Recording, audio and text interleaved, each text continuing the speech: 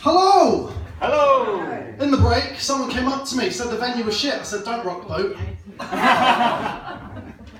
Start off strong, they say. Not tonight.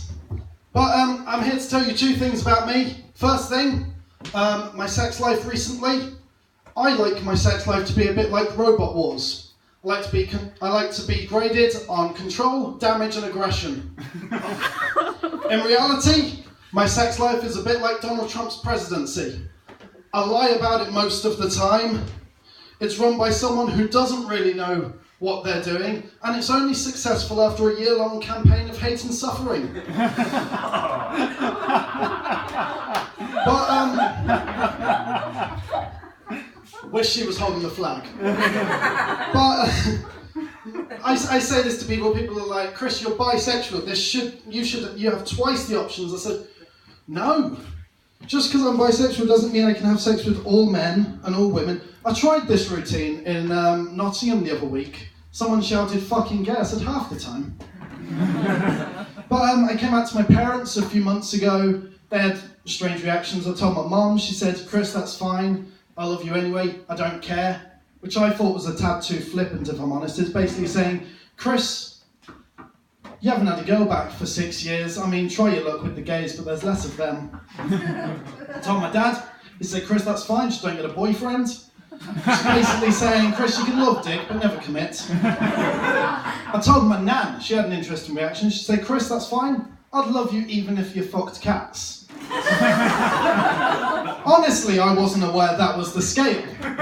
Straight, bi, cats, gay. I don't want to think about what comes after gay. I don't want to get that deep into my name, unless that's what comes after gay. I always need to add a caveat to this joke, because I appreciate that sounds like if it is what comes after gay, I would fuck my nan. But no. Grandad? Maybe.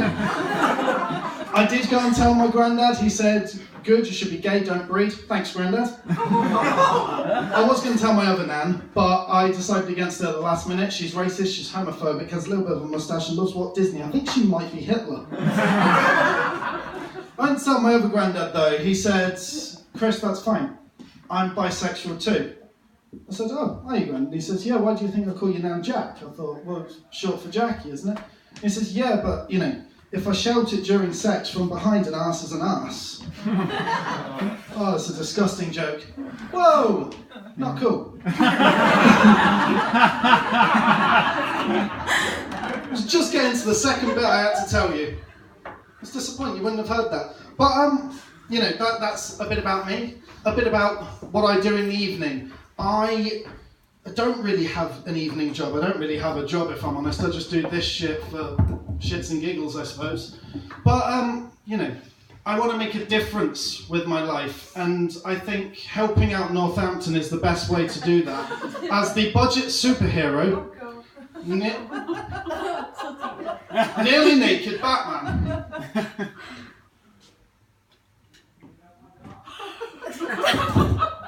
There we go. I've had to improvise, I forgot my props.